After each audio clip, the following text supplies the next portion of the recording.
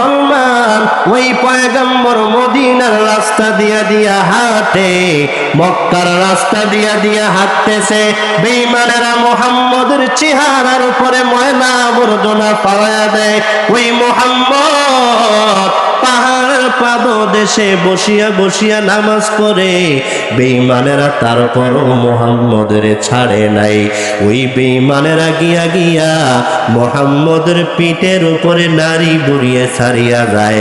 এরে মুসলমান আমারে জবাব দাও, যে সকল বেঈমানেরা মুহাম্মদের উপরে নারী বুড়ি ছাড়তে পারে, এদের উত্তরসূরি যদি দুনিয়ায় থাকে, আমরা সবাইরে বন্ধু বানাইতে পারি, তাদেরকে বন্ধু বানাইতে পারি নাই, ঠিক কিনা বলেন? কারণ তারা বন্ধু হলে কি হবে? বলে তারা বন্ধু হলে এখনো মুহাম্মদের বিরুদ্ধে আক্রমণ করবে, দয়াল নবীর দুরূদ নিয়ে আক্রমণ করবে। এই দুনিয়ার ভিতরে আপনার বাবা বলেন, মা বলেন, আমার ভাই হোক আর বোন হোক, দুনিয়ার কোন মানুষ যদি দয়াল নবীর গুণগান নিয়া, দয়াল নবীর দুরূদ নিয়া, দয়াল নবীর সম্মান নিয়া, দয়াল নবীর সম্মান নিয়া একটাও কটূক্তি করে, এই মানুষটা কোনদিন আমাদের বন্ধু হতে পারে না, ঠিক কিনা কন? অন্ধ বদির বান্ত কাফির তীর ছুরিলি কারগায়, রক্তে রাঙা নবীর জেসেম তপ্ত মরু বেশে যায়। অন্ধ বদির ভ্রান্ত কাফির তীর ছুড়িলি কারগায়,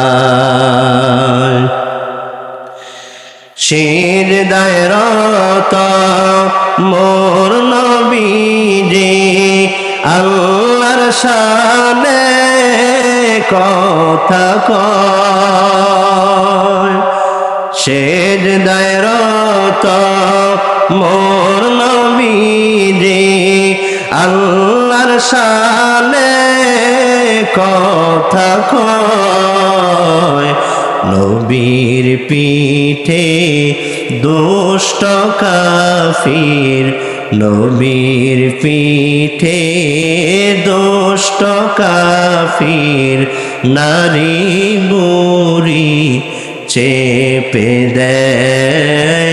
অন্ধ বদির ভ্রান্ত কাফির তীর ছড়িলি কারগায়। সুতরাং আমরা একটা কথাই বলতে পারি, দুনিয়ার ভিতরে কোনো বেঈমান আল্লাহর বিরুদ্ধে কথা বলো, নবীর বিরুদ্ধে কথা বলো, আল্লাহর গুণ নিয়ে কথা বলো, নবীর গুণ নিয়ে কথা বলো, নবীর দুরূদ নিয়ে কথা বলো, আল্লাহর প্রশংসা নিয়ে, আল্লাহর প্রশংসার বিরুদ্ধে কথা বলো, নবীর দুরূদের বিরুদ্ধে কথা বলো, নবীর শান মানের বিরুদ্ধে কথা বলো।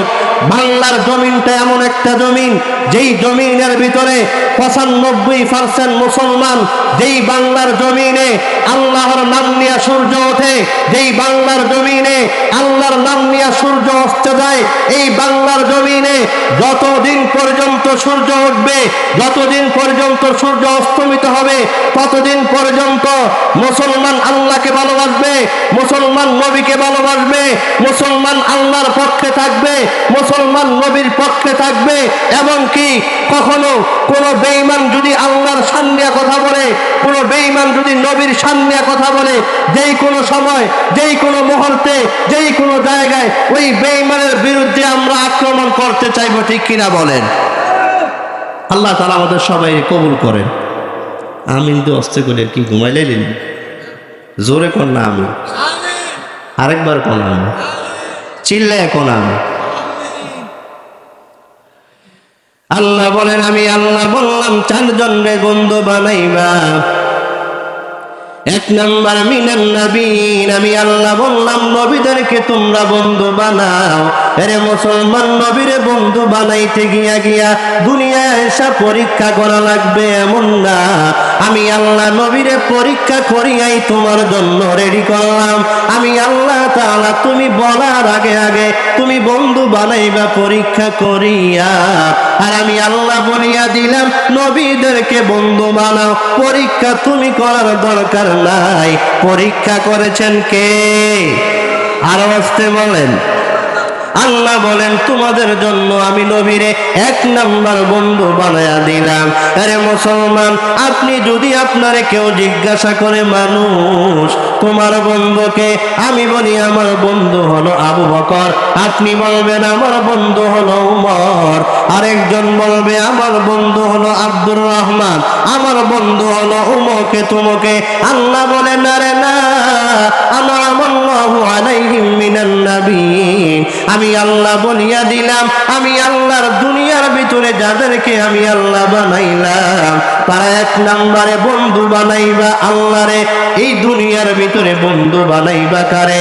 আল্লাহ বলেন দুনিয়ার ভিতরে 1 নম্বরে বন্ধু বানাইবা নবীরে। নবীগণ,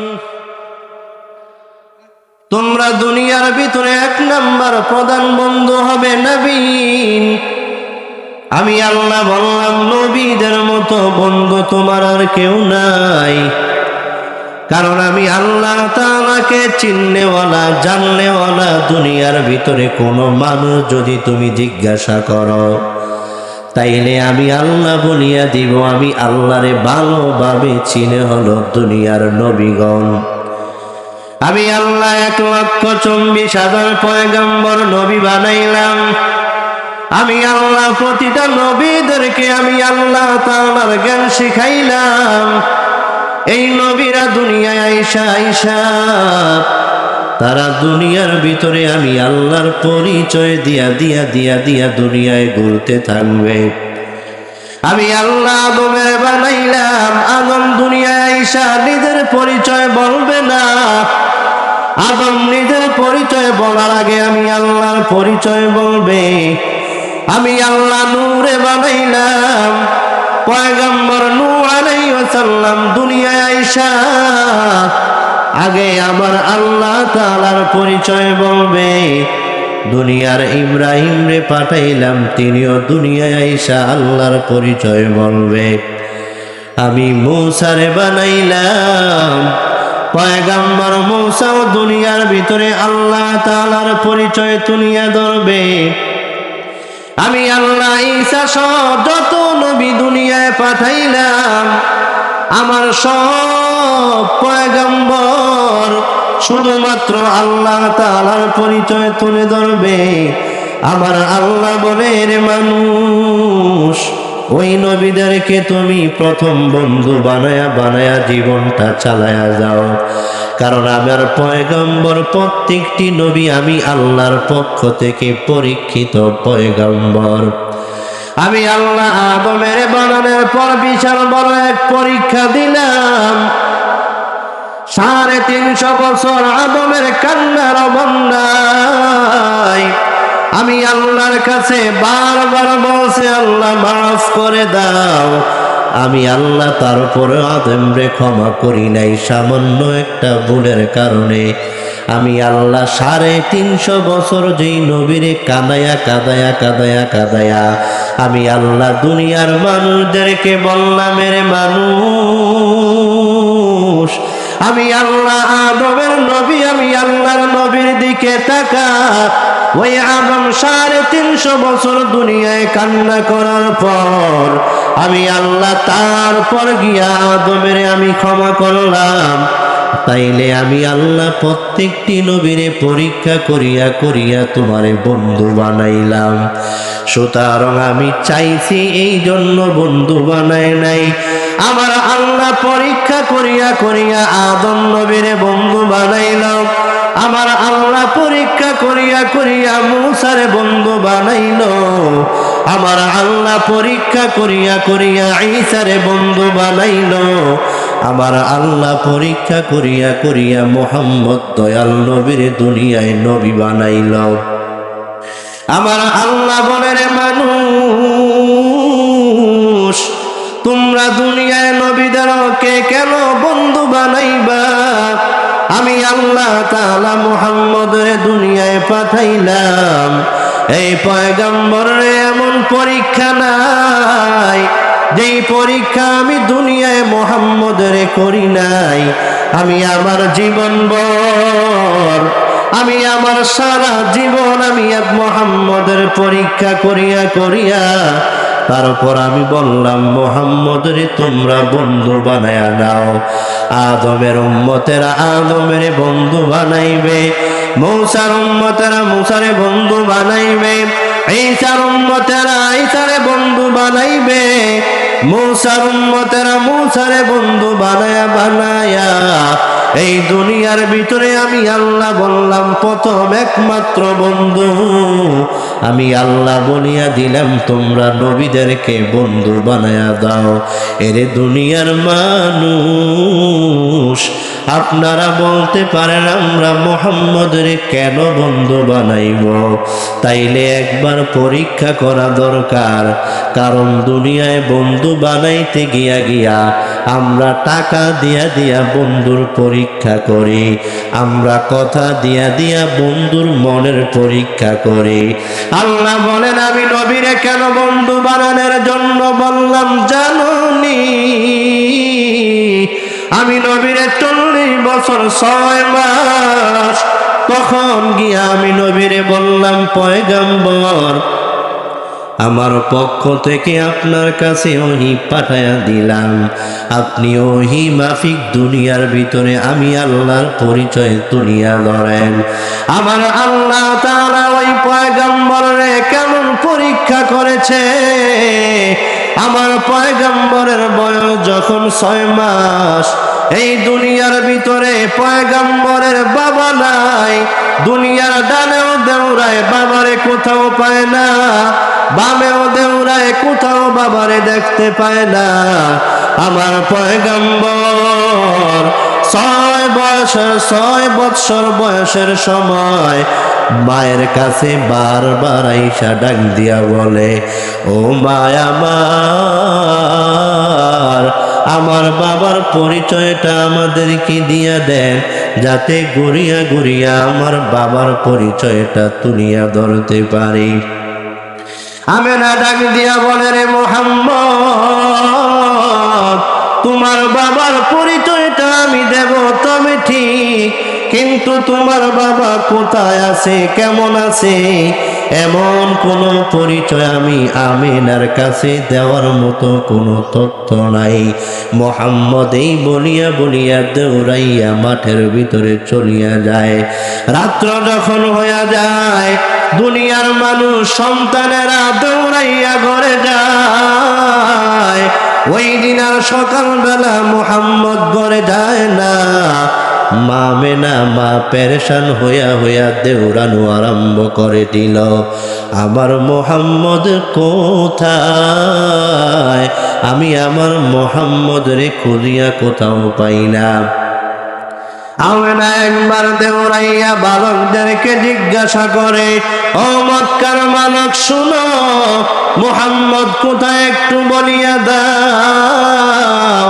মক্কার বালকেরা ডাক দিয়া বলে, না না, মুহাম্মদের দেখি না, মুহাম্মদ কোথায় যেন চলিয়া গেছে, কোথাও তিনারে খোঁজা পাওয়া যায় না। এই 6 বছরের মানুষ, এত ছোট একটা বাচ্চা একা একা কোথায় যাবে? আমেনা পেরেশান হইয়া গেছে। দেউরাইয়া একবার খেলার মাঠে যায়, আবার বাড়িতে আসে। খেলার মাঠে গিয়া দেউরাইয়া মুহাম্মদ বলিয়া ডাক দেয়, কোথাও নাই। কয়েকজন মুরব্বী আইসা ডাক দিয়া বলে, রে আমেনা, তোমার ছেলের নাম নাকি মুহাম্মদ? আমেনা ডাক দিয়া বলে, রে মানুষ, আমার ছেলের বাবা দুনিয়ায় নাই, আমার ছেলের বাবা দুনিয়ার বাড়ি সারিয়া চলিয়া গেছে, আমার ছেলে এখন এতিম, তিনারে দেখার মতো দুনিয়ায় আর কেউ রইল না। ওই মুহাম্মদের আজকে সারাদিন কোথাও খুঁজে পাই না। মুরব্বিরা ডাক দিয়া বলে, রে আমেনা শোনো, ওই পাশে পাহাড়ের চূড়ায় কেমন জানি মুহাম্মদের চেহারার একজন সন্তান। আমরা তাকায়া তাকায়া দেখলাম সন্তানটা পাহাড়ের উপরে বসিয়া বসিয়া কান্না করতেছে। আমেনা একটা চিল্লান দিয়া দেউরাইয়া মুহাম্মদের কাছে চলিয়া গেল। মুহাম্মদের ডাক দিয়া বলে, রে বাবা আমার, দুনিয়ার সব সন্তানেরা খেলাধুলা করার পর সবাই খেলাধুলা বন্ধ করিয়া বাড়িতে চলিয়া যায়। ও মুহাম্মদ, আজকে কেন আবার বাড়িতে যাও না? মুহাম্মদ ডাক দিয়া বলে, রে মা, যতবার আমি আমার বাবা মুহাম্মদের কথা বললাম, যতবার আমি আমার বাবা আব্দুল্লাহর কথা বললাম, ততবার আপনি একটা কান্না করলেন, কিন্তু কথার কোনো জবাব দেন না। আমার বাবা আব্দুল্লাহ কোথায় আছে? আমার বাবার তথ্যটা আপনি একদিনের জন্য আমারে দেন নাই। মুহাম্মদ ডাক দিয়া বলে, রে মা, আমার মান বারবার চায় আমি আমার বাবার চেহারাটা দেখব। আজকে খেলার মাঠে কত সন্তানের বাবা দেউরাইয়া ছেলেদেরকে কোলে নিয়া নিয়া সবাই যখন বাড়ির দিকে রওনা হইয়া গেছে, আমি আমার বাবারে বারবার বাবা বলিয়া ডাক দিলাম, তারপরও আমার বাবা একবারের জন্য আমার সামনে দাঁড়ায় না। আমেনা ডাক দিয়া বলে, মুহাম্মদ, এমন কথা বলিও না। তোমার বাবা এমন এক জায়গায় আছে, তুমি যদি 1000 বার বাবা বাবা বলিয়া ডাক দাও, তাইলে কখনো তোমার বাবা একটা ডাকের জবাব দিবে না। মুহাম্মদ ডাক দিয়া বলে, রে মা, আমার বাবা এমন কোন জায়গায় আছে, ওই জায়গার নামটা আমারে বলিয়া দাও, আমি আমার বাবার চেহারাটা একবারের জন্য দেখতে চাই। মামেরা ডাক দিয়া বলে, রে ছেলে আমার, তোমার বাবা এমন একটা জায়গায় গেছে, কোনদিনও তোমার বাবা তোমার সামনে দাঁড়াবে না। মুহাম্মদ ডাক দিয়া বলে, রে মা, আমার বাবা যেখানে থাকুক, যদি আমার বাবার পরিচয়টা একটু দাও, তাইলে আমি আমার বাবার চেহারাটা একটু দেখে আসতে পারি। আমেনা ডাক দিয়া বলে, রে মুহাম্মদ, তোমার বাবা এই দুনিয়ার ভিতরে আর বাঁচিয়া নাই। তোমার বাবা সিরিয়ার জমিনে ব্যবসায়ের কাজে গিয়া গিয়া তোমার বাবা দুনিয়ার বাড়ি সারিয়া অন্ধকার কবরে চলিয়া গেছে। মুহাম্মদ একটা চিল্লাম দিয়া আমার বুকের ভিতরে জড়াইয়া মারে ডাক দিয়া বলে, রে মা, আমার বাবা যদি দুনিয়ার বাড়ি সারিয়া চলিয়া যায়, তাইলে চলো চলো আমার সিরিয়া নিয়ে যাও, ওই সিরিয়ার জমিনে আমি যাব, আমি আমার বাবার কবরটা একবারের জন্য হলেও দেখতে চাই। আমেনা সন্তান রে বুকে নিয়া দেউরাইয়া আবার ঘরের ভিতরে চলিয়া গেল। সারা রাত্র আমেনার চোখের ভিতরে ঘুম নাই। বারবার মুহাম্মদ বলতেছে, আমি আমার বাবারে দেখব। ঘুমানোর আগেও মুহাম্মদ মায়ের ডাক দিয়া বলে, মা আমার, আমি আমার বাবার চেহারাটা শেষবারের জন্য দেখতে চাই। যদি আমার বাবা মরিয়া যায়, তাইলে কবরটাও আমারে একবার হলে দেখাইয়া দাও। সকালবেলা হওয়ার পর আমেনা দৌড়াইয়া গিয়া শ্বশুর আব্দুল মুত্তালিবের দরওয়াজার সামনে দাঁড়ায় গেছে। ফজরের নামাজের পর পর, সূর্য উদয়ের পর পর আমেনা ঘরের সামনে দাঁড়ায়া আছে। আব্দুল মুত্তালিব ডাক দিয়া বলে, ও আব্দুল্লাহর বউ, তুমি আমার ঘরের সামনে এত সকাল সকাল ঘরের সামনে কেন আসলা? আব্দুল্লাহর মা, আব্দুল্লাহর স্ত্রী ডাক দিয়া বলে, ও শ্বশুর আমার, আপনার নাতি মুহাম্মদ আজকে কয়েকদিন দরিয়া বারবার বাবার কথা বলতেছে। আমি বললাম তোমার বাবা দুনিয়ায় নাই। সন্তান আমার কানের পাশে চিল্লান দিয়া বলতেছে যদি আমার বাবা দুনিয়ায় না থাকে তাইলে কমপক্ষে আমার বাবার কবরটা একবারের জন্য আমারে দেখায়া দাও। এবার আমেনা যখন বারবার ওই তার শ্বশুর কাছে এমন কথা বলল, শ্বশুর আব্দুল মুত্তালিব ডাক দিয়া বলে রে আমেনা, আমার তো মক্কা শহরে বিশাল কাজ, তবে আমি একজন দাসী তোমার কাছে দিয়া দিলাম। ওই দাসীরে নিয়া তুমি মুহাম্মদের নিয়া সিরিয়ার জমিনে চলিয়া যাও। শ্বশুরের ঘরের সামনে থেকে দৌড়াইয়া নিজের ঘরে আসলেন। মুহাম্মদের ডাক দিয়া বললেন বাবা মুহাম্মদ, যেই বাবার কথা বারবার বলো, যেই বাবার চেহারাটা একবার দেখার জন্য তুমি পাগল, ওই বাবার চেহারা দেখার জন্য, ওই বাবার কবর দেখার জন্য চলো আমরা আগামীকাল বিকালে সিরিয়ার উদ্দেশ্যে রওনা হব। মুহাম্মদ এই দিন আর কাঁদে না, বারবার মার কাছে আইসা বলে কতক্ষণে তুমি রওনা হবা।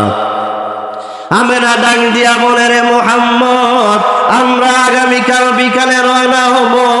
মুহাম্মদ ডাক দিয়া বলে না রে মা, আজকেই তুমি ঘোড়া নিয়ে রওনা হও।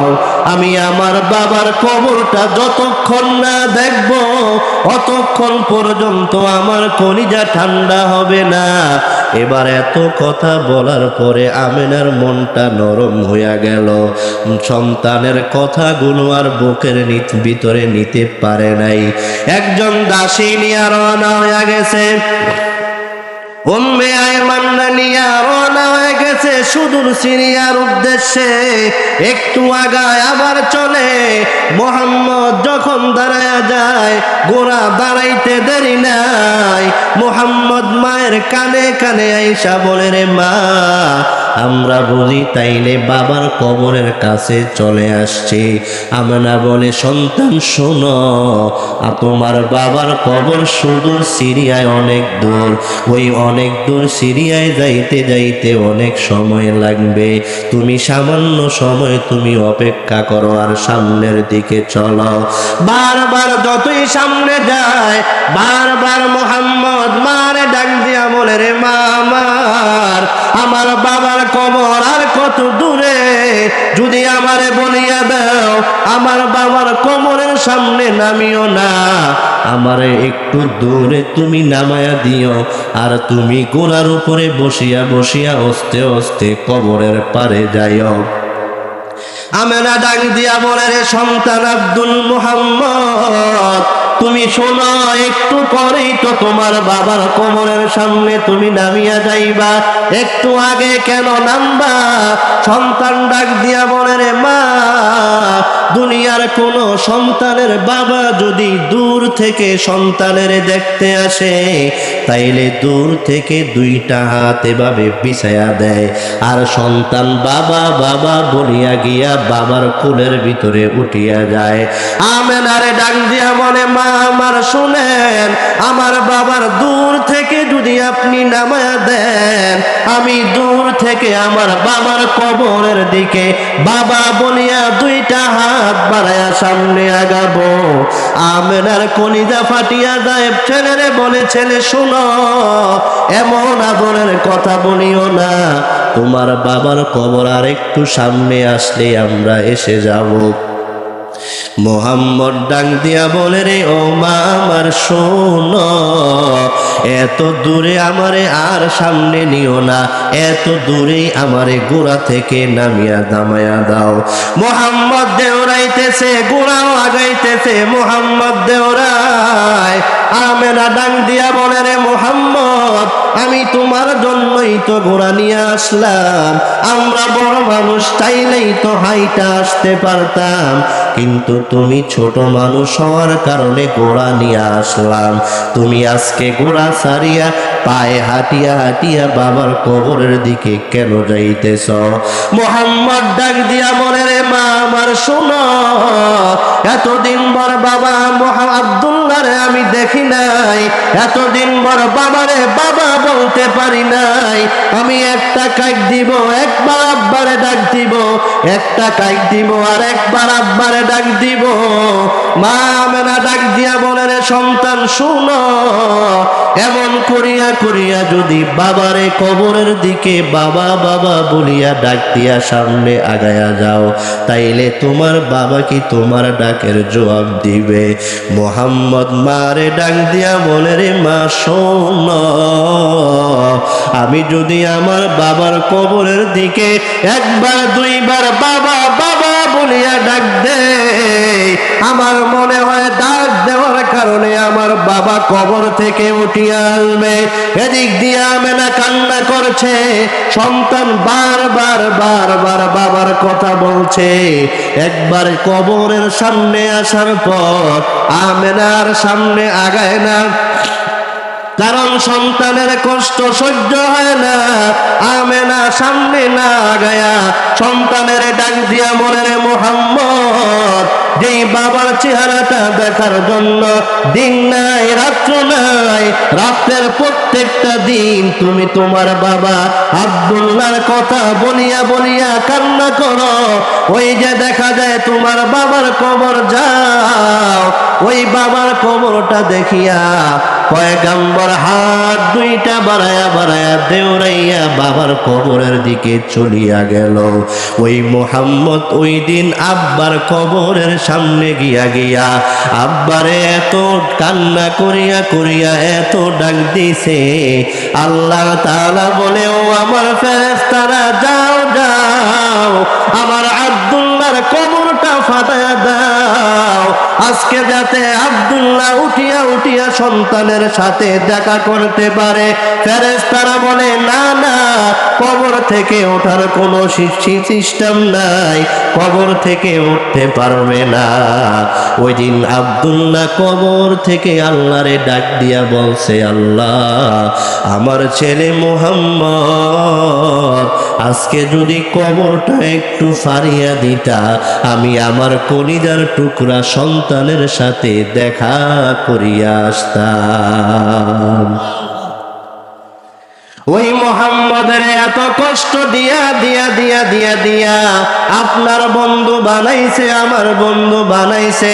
বাবার কবর দেখিয়া আসিয়া রওনা হইয়া গেছে। বাবার কবর দেখার পর বারবার মারে বলতেছে, ও মা, আমার বাবার কবর যেহেতু সিরিয়ায়, তাইলে আমরা সিরিয়ায় থাকা দরকার। আমি আমার বাবারে দৈনিক একবার কবরের সামনে দাঁড়াইতে চাই। মা ডাক দিয়া বলে, এই সিরিয়ার জমিনে আমরা থাকা যাবে না, এই সিরিয়ার জমিনটা হলো আজনবী, আমরা এখানে আগন্তুক হিসাবে আগমন করেছি, সুতরাং এখানে কখনো থাকা যাবে না, এই সিরিয়ার জমিনে থাকা সম্ভব না, রওনা হও। উম্মে আইমানরে নিয়া মুহাম্মদের নিয়া মা রওনা হয়ে গেছে। ওই আব্দুল্লাহর ছেলে মুহাম্মদ বাবার কবরটা দেখিয়া দেখিয়া ওই রাস্তা দিয়া দেউরায়, আর মারে জিজ্ঞাসা করে, মা আমার বাবা দেখতে কেমন ছিল, আমার বাবার চেহারাটা কেমন, আমার বাবার হাত গুলা কেমন, পা গুলা কেমন? আমেনা উত্তর দিতেছে আর কান্না করতেছে। মদিনায় মক্কায় আসার আগে আগে পথের মাঝখানে হঠাৎ করিয়া আমেনা রাদিয়াল্লাহু তাআলা আনহা, দয়াল নবীর আম্মা হঠাৎ করে অসুস্থ হইয়া হইয়া মাঠের ভিতরে পড়িয়া যায়। মুহাম্মদ গিয়া মায়ের একবার চেহারায় ধরে, হাত দিয়া দেখে মায়ের শরীরে উত্তপ্ত গরম। উম্মে আইমান দেউরাইয়া পানি নিয়া আইসা আইসা এবার আমেনার চেহারার ভিতরে পানি দিতেছে। দয়াল নবী মারে ডাক দিয়া বলে, ও মা আমার, তোমার জ্বরের কারণে তোমার যদি কষ্ট হয়, আমেনা বাসায় বলতে পারে না, মুহাম্মদের কথায় কলিজা ফাটিয়া যাইতেছে। এভাবে একদিন, 2 দিন, 3 দিন জ্বর থাকার পর আমেনা উম্মে আইমান রে ডাক দিয়া বলে, রে উম্মে আইমান শোনো, আমার সন্তান জন্মের 6 মাস আগে এই মুহাম্মদ বাবা হারা হয়েছে। 6 মাস হওয়ার আগে আগে সন্তান 6 মাসের পেটের ভিতরে থাকতে থাকতে ওই মুহাম্মদ তার বাবারে হারায়া ফেলছে। দুনিয়ায় আইসা কোনোদিন বাবার চেহারাটা দেখতে পারে নাই। দুনিয়ায় আইসা কোনোদিন বাবা বলিয়া ডাকতে পারে নাই, বাবারে দয়া ধরতে পারে নাই। আমেনা ডাক দিয়া বলে, রে উম্মে আইমান শোনো, আমার মুহাম্মদ রে আর কষ্ট দিও না। আমার মনে হয় আর দুনিয়ায় বেঁচে থাকতে পারবো না। আমি আমেনার শরীরটা কেমন কেমন জানি করে, আমি মনে হয় আর বেশিক্ষণ দুনিয়ায় থাকতে পারবো না। মুহাম্মদ মায়ের কাছে গিয়া জড়াইয়া দরিয়া মারে ডাক দিয়া বলে, মা, এই দুনিয়ায় আইসা আমি আমার বাবারে দেখি নাই, এই দুনিয়ায় প্রাণ বলিয়া বাবা বলিয়া ডাকতে পারি নাই। আপনারে পায়া পায়া আমি আমার বাবার কষ্ট বলিয়া গেলাম। আমেনা ডাক দিয়া বলে, সন্তান শোনো, আমি মনে হয় আর দুনিয়ায় বেশিক্ষণ থাকবো না। তুমি আমার কাছ থেকে এখনই চলিয়া যাও। আমি মায়ের চেহারাটা শেষবারের জন্য তুমি দেখিয়া নাও। আমি আমার মায়ের সাথে শেষবারের জন্য কথা বলিয়া নাও। মুহাম্মদ মার চেহারাটা মিশতেছে আর ফুসতেছে। মারে ডাক দিয়া বলে, মা, এমন কথা তুমি তোমার জবানে আর আনবা না। আমি আমার বাবারে হারাইছি, তোমারে হারায়া হারায়া আমি আমার বাবার কষ্ট বুঝলাম। তোমারে পায়া পায়া আমি আমার বাবা নামের কষ্টটা বলিয়া থাকে। আমেনা ডাক দিয়া বলে, ছেলে আমার, মৃত্যু দুনিয়ার কেউ মৃত্যু থেকে বাঁচতে পারবে না। আমি মনে হয় তোমারে সারিয়া কবরে চলিয়া যাওয়া লাগবে। মুহাম্মদ কান্না করতেছে। হঠাৎ করে আমেনা দুনিয়া ছাড়িয়া অন্ধকার কবরের দিকে রওনা হইয়া গেছে। মুহাম্মদ মায়ের লাশটার সামনে দাঁড়ায়া বারবার মায়ের নিচে পুষতেছে আর বলতেছে, ও মা, ওঠো, আমি তোমার ছেলে মুহাম্মদ, আমার চেহারাটা দরিয়া দরিয়া আদর করিয়া দাও। কিন্তু মানুষ মরিয়া গেলে আর ওঠার সম্ভব না। ওই মুহাম্মদ একা একা একা একা, বাবাও নাই, মাও নাই। এরে মুসলমান, আপনারা যারা ছোট কালে বাবারে হারাইছে, যারা হারাইছে, এই এতিমরাই বুঝতে পারে বাবা কত আপন। যারা মারে হারাইছে তারাও বোঝে মা কেমন আপন।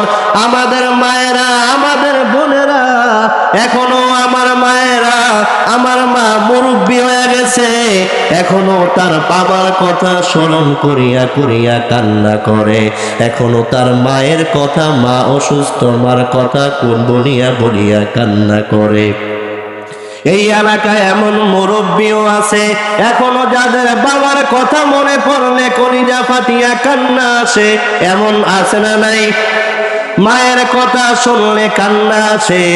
দয়াল নবী 6 বছর হওয়ার আগে আগে আল্লাহ বাবারেও নিয়ে গেছে, মায়েরও নিয়ে গেছে।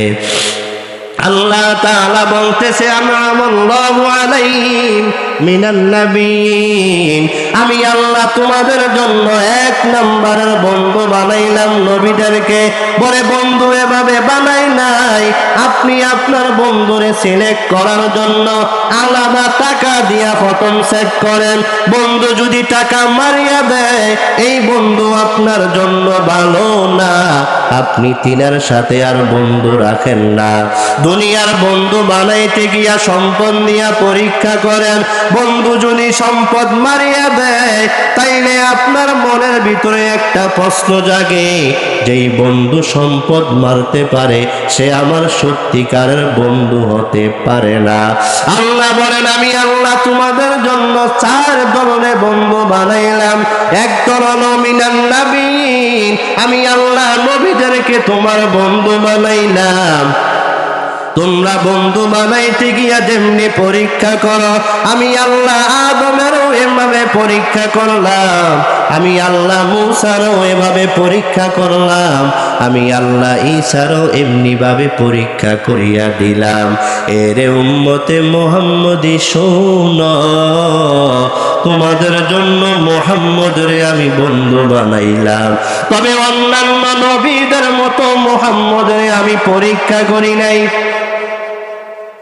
আদমের মতো আমি মুহাম্মদরে পরীক্ষা করি নাই, মূসার মতো আমি মুহাম্মদরে পরীক্ষা করি নাই। আল্লাহ বলেন, দুনিয়ার মানুষ আমি আল্লাহ তাআলা সব নবীদেরকে যত কষ্ট দিয়া দিয়া পরীক্ষা করলাম, সব কষ্ট যদি এক পাল্লায় নেওয়া হয় আর উম্মতি মুহাম্মদের জন্য যেই পয়গম্বর মুহাম্মদরে বন্ধু বানাইলো, ওই মুহাম্মদের কেমন বন্ধু কেমন পরীক্ষা করলো, আল্লাহ বলেন তামাম দুনিয়ার সব নবীদের জীবনের কষ্ট যদি এক পাল্লায় নেওয়া হয় আর মুহাম্মদের কষ্ট যদি অন্য পাল্লায় নেওয়া হয়, আল্লাহ বলেন দুনিয়ার ভিতরে মুহাম্মদের কষ্টগুলা অন্যান্য নবীদের চাইতে 1000 গুণ বেশি হয়ে যাবে। আল্লাহ বলেন, আমি এত কষ্ট দিয়া দিয়া বন্ধু সিলেক্ট করলাম, সুতরাং তোমরা বন্ধু বানাইবা। এরে মুসলমান, ওই পয়গম্বর মদিনার রাস্তা দিয়া দিয়া হাঁটে, মক্কার রাস্তা দিয়া দিয়া হাঁটতেছে, বেঈমানেরা মুহাম্মদের চেহারার উপরে ময়লা আবর্জনা পাওয়া দেয়। ওই মুহাম্মদ পাহাড়ের পাদদেশে বসিয়া বসিয়া নামাজ পড়ে, বেঈমানেরা তারপরও মুহাম্মদের ছাড়ে নাই। ওই বেঈমানেরা গিয়া গিয়া মুহাম্মদের পিঠের উপরে নারী বুড়িয়ে ছাড়িয়া যায়। এরে মুসলমান, আমারে জবাব দাও, যে সকল বেঈমানেরা মুহাম্মদের উপরে নারী বুড়ি ছাড়তে পারে, এদের উত্তরসূরি যদি দুনিয়ায় থাকে, আমরা সবাইরে বন্ধু বানাইতে পারি, তাদেরকে বন্ধু বানাইতে পারি নাই, ঠিক কিনা বলেন? কারণ তারা বন্ধু হইলে কি হবে? বলে তারা বন্ধু হলে এখনো মুহাম্মদের বিরুদ্ধে আক্রমণ করবে, দয়াল নবীর দুরূদ নিয়ে আক্রমণ করবে। এই দুনিয়ার ভিতরে আপনার বাবা বলেন, মা বলেন, আমার ভাই হোক আর বোন হোক, দুনিয়ার কোন মানুষ যদি দয়াল নবীর গুণগান নিয়া, দয়াল নবীর দুরূদ নিয়া, দয়াল নবীর সম্মান নিয়া, দয়াল নবীর সম্মান নিয়া একটাও কটূক্তি করে, এই মানুষটা কোনদিন আমাদের বন্ধু হতে পারে না, ঠিক কিনা কন? অন্ধ বদির বান্ত কাফির তীর ছুরিলি কারগায়, রক্তে রাঙা নবীর জেসেম তপ্ত মরু বেশে যায়। অন্ধ বদির ভ্রান্ত কাফির তীর ছুড়িলি কারগায়, সিজদায় রত মোর নবীজি আল্লাহর শানে কথা কয়, সিজদায় রত মোর নবীজি আল্লাহর শানে কথা কয়, নবীর পিঠে দুষ্ট কাফির নবীর পিঠে দুষ্ট কাফির নারী বুড়ি চেপে দেয়, অন্ধ বধির ভ্রান্ত কাফির তীর ছড়িলি কারগায়। সুতরাং আমরা একটা কথাই বলতে পারি, দুনিয়ার ভিতরে কোনো বেঈমান আল্লাহর বিরুদ্ধে কথা বলো, নবীর বিরুদ্ধে কথা বলো, আল্লাহর গুণ নিয়ে কথা বলো, নবীর গুণ নিয়ে কথা বলো, নবীর দুরূদ নিয়ে কথা বলো, আল্লাহর প্রশংসা নিয়ে আল্লাহর প্রশংসার বিরুদ্ধে কথা বলো, নবীর দুরূদের বিরুদ্ধে কথা বলো, নবীর শান মানের বিরুদ্ধে কথা বলো।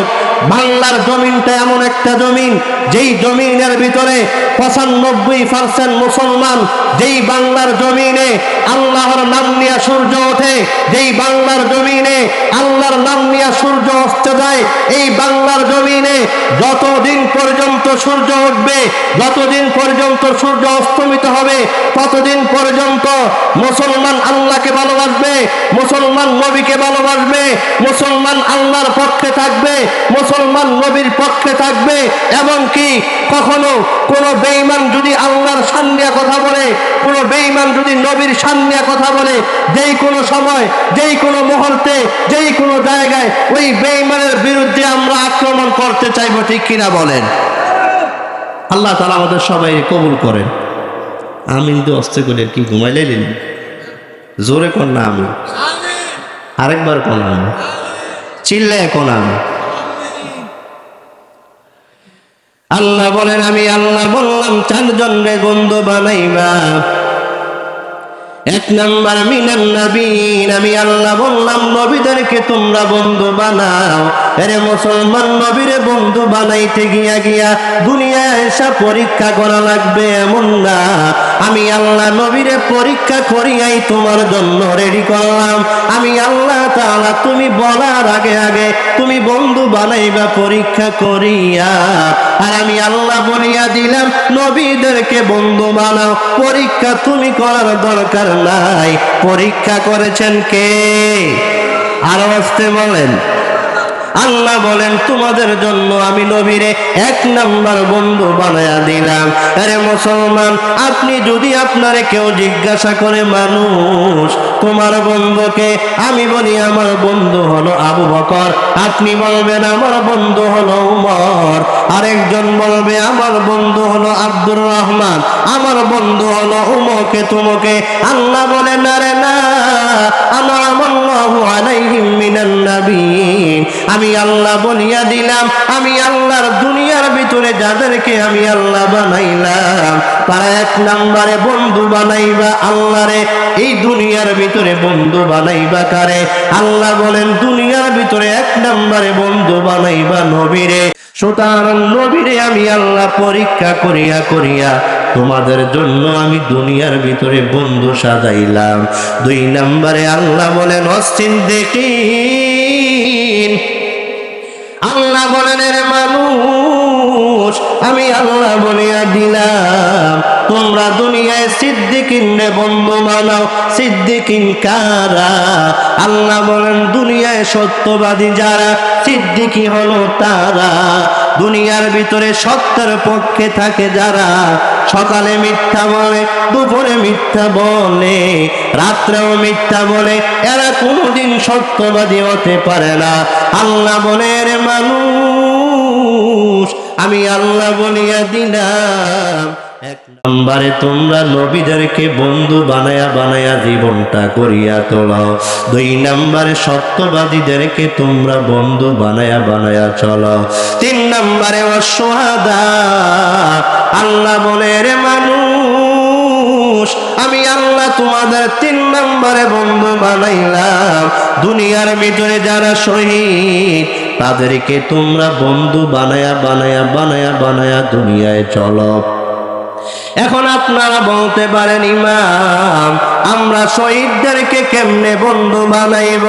আল্লাহ বলে রে মানুষ এই দুনিয়ার ভিতরে কেউ যদি আমি আল্লাহর রাস্তায় শহীদ হয়, নামাজ থাকতেও পারে, রোজা থাকতেও পারে। দুনিয়ায় এমন এমন মানুষ আছে যারা দুনিয়ায় নামাজ পড়ে নাই, কোনোদিন রোজাও রাখে নাই।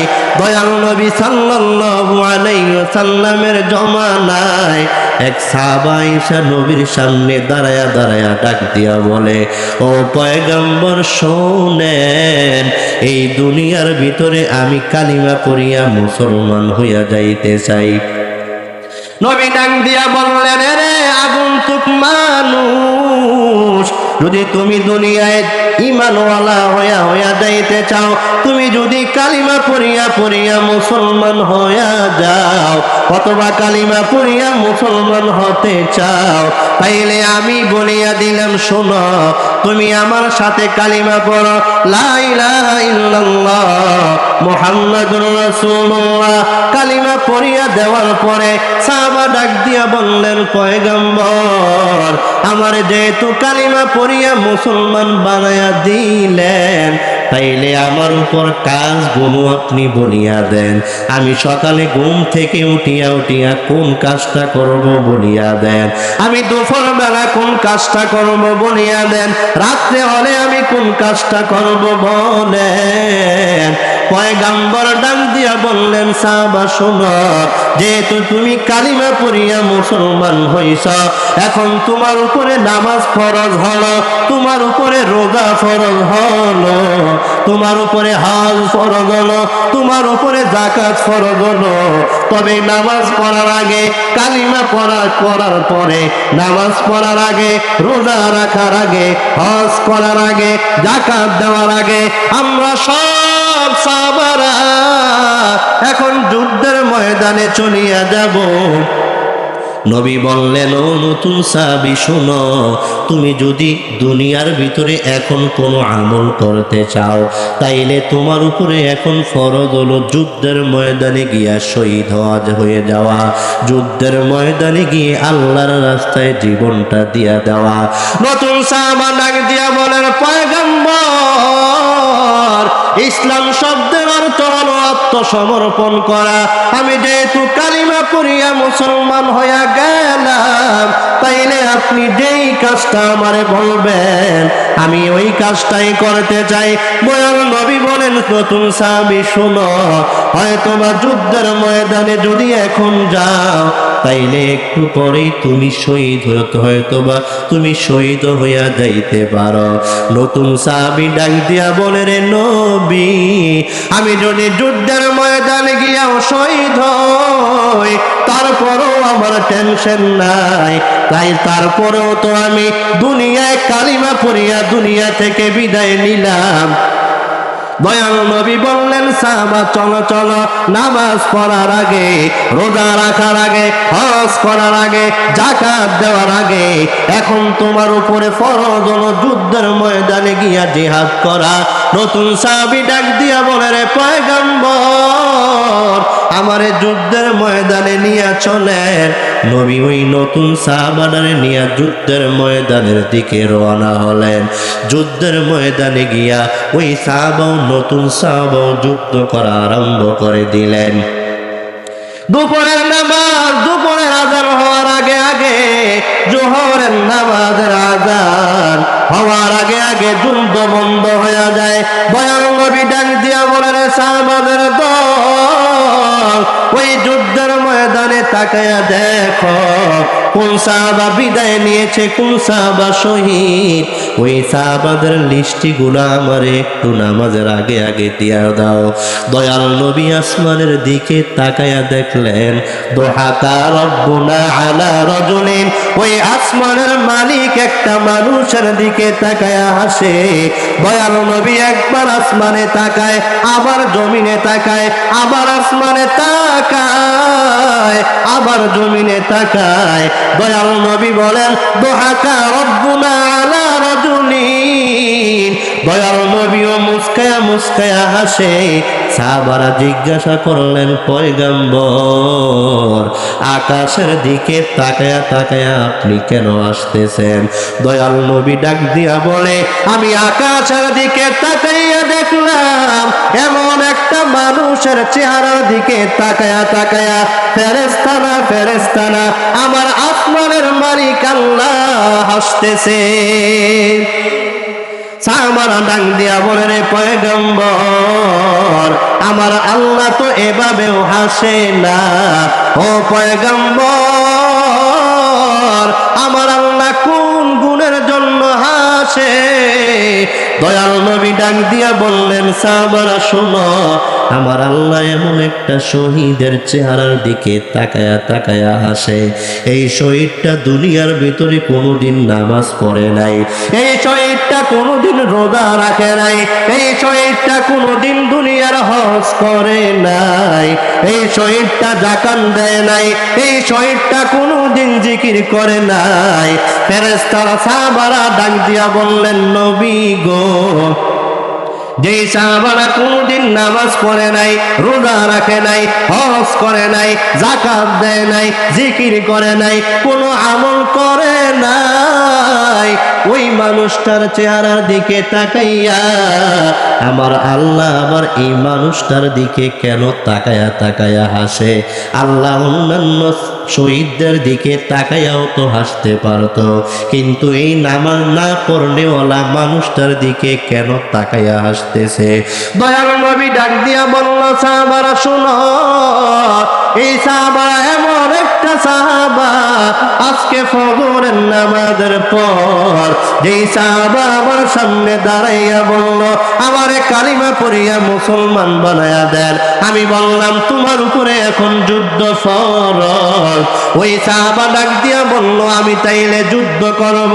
একটু আগে যে সাহাবা কালিমা পড়িয়া মুসলমান হলো, দেরি হয় নাই, দেরি হয় নাই, জোহরের নামাজ সময় হওয়ার আগে আগে আমার আল্লাহ তাআলা এই মানুষটারে শহীদ হইয়া দেখা দেখা, আমার দুনিয়ার মানুষ ফেরেশতা কোনো সাহাবা না, আল্লাহ বলেন এই মানুষটা যখন আমি আল্লাহর রাস্তায় জীবন দিয়া দিছে, এই মানুষটা যখন শহীদ হইয়া গেছে, আমি আল্লাহ স্বয়ং এই বান্দাটার প্রতি খুশি হইয়া গেলাম। ওয়ালা তাকুলু লিমান ইয়ুকতালু ফি সাবিলিল্লাহি আমওয়াত বাল আহইয়াউ ওয়ালাকিন লা তাশউরুন। আল্লাহ বলেন, এর মানুষ, দুনিয়ার কোন মানুষ যদি মরিয়া যায়, এই মানুষটারে লাশ বলিয়া বলিয়া সম্বোধন করে। আল্লাহ বলে, না না, কেউ যদি আমি আল্লাহর রাস্তায় মরিয়া যায়, তারে শহীদ বলে, শহীদ বলে, শহীদ বলে। আল্লাহ বলে, বাল আহইয়াউন ইনদা রাব্বিহিম ইউরযাকুন। আল্লাহ বলেন, যারা আমি আল্লাহর রাস্তায় জীবন দিয়া দেয়, এরা যদিও দুনিয়ায় মরিয়া যায়, কিন্তু আল্লাহ বলে, না না, এরা মরে নাই, মরে নাই, মরে নাই, বাল আহইয়াউন। আমার আল্লাহ বলে, এরা দুনিয়ার মানুষ যেমনে জিন্দা, আমি আল্লাহর কাছে এরা কবরেও এভাবে জিন্দা থাকে। আল্লাহ বলেন, এক নম্বরে তোমাদেরকে নবীদের বন্ধু বানায়া দিলাম। আমি আল্লাহ বললাম, তোমরা নবীদেরকে এক নম্বর বন্ধু বানাও। দুই নম্বর সত্যবাদী সিদ্দিকের বন্ধু বানাও। তিন নম্বর সোহাদা, তোমরা শহীদদেরকে বন্ধু বানাও। চার নম্বর সালিহিন, নেককারদেরকে বন্ধু বানাও। এরে জরুন্দার যুবকেরা জবাব দাও, নেককার কারা? যারা নামাজ পড়ে না তারা। নেককার কারা? যারা রমজানে রোজা রাখে না তারা। আল্লাহ বলে, না রে না, যারা 5 ওয়াক্ত নামাজ পড়ে, রমজান আসলে রোজা রাখে, যারা কোরআন তেলাওয়াত করে, জিকির আজকার করে। এর এলাকার মা বোন শোনো, আমার আল্লাহ বলে এমন বন্ধুদেরকে তোমরা বন্ধু বানাও। 1 নম্বরে নবীদেরকে বন্ধু, 2 নম্বরে সত্যবাদীদেরকে বন্ধু, 3 নম্বরে শহীদদেরকে বন্ধু, 4 নম্বরে নেককার মানুষদেরকে বন্ধু বানাও। আল্লাহ বলেন এরা কেমন বন্ধু? ওয়া হাসুনা উলাইকা রাফিকা। আল্লাহ বলেন এর চাইতে সুন্দর বন্ধু আর দুনিয়ার কেউ নাই। আপনি মনে করেন চেহারাই সৌন্দর্য সুন্দর, আমার আল্লাহ বলেন না না, চেহারার সুন্দর না, আমি আল্লাহ যেটা বলি সুন্দর তোমরাও সেটারে বলো সুন্দর। আরে মুসলমান, আমার আল্লাহ কি কালারে সুন্দর বলবে? কথা বলেন না না, আমার আল্লাহ সুন্দর, আমার আল্লাহ সর্বোত্তম সুন্দরটারে সুন্দর বলবে। আল্লাহ বলেন এই 4 দল বন্ধু হলো দুনিয়ার সবচেয়ে বেশি সুন্দর বন্ধু। আপনি চেহারা দিয়া সিলেক্ট করবেন না, আল্লাহ বলেন নবীদেরকে সিলেক্ট করো। আপনি চেহারা দিয়া সিলেক্ট করবেন না, আল্লাহ বলেন সিদ্দিকদেরকে বন্ধু বানাও। আল্লাহ বলেন শহীদদেরকে বন্ধু বানাও। এর জরুন্ডার মানুষ, দুনিয়ার ভিতরে কত ওয়াজ আমরা শুনলাম, নসিহত আমরা শুনলাম। আজকের ওয়াজটা যদি আপনি একটি বারের জন্য শোনেন, সামান্য সময় অল্প সময়ে যেটুকু বললাম, এই 4 শ্রেণীর মানুষদেরকে বন্ধু বানাইবেন। কারা কারা? 2টা হাত তোলেন। আল্লাহ আমাদের হাতগুলা কবুল করেন। আরো অস্তে করলাম, একটু চিল্লায় করা আমিন। আল্লাহ তাআলা আমাদের সবাই এই 4 শ্রেণীর মানুষদেরকে বন্ধু বানানোর তৌফিক দান করেন, বলেন আমিন। যদি নবীদের দিকে ঢুকি তাইলে 1 ঘন্টা নাই, যদি সিদ্দিকদের দিকে ঢুকি 1 ঘন্টা নাই, শহীদদের দিকে ঢুকলে 1 ঘন্টা নাই, যদি নেককারদের দিকে ঢুকি 1 ঘন্টা নাই, সময়ে 50 মিনিট। কথা বলেন নাই যে এই অল্প সময়ে যেটুকু আমি আপনাদের সামনে বললাম, আল্লাহ তাআলা আমাদের সবাইকে নবী প্রেমের দৃষ্টান্ত নিয়ে আমল করার তৌফিক দান করেন। সবাই বলেন আমিন। এখনই এশারের আযান।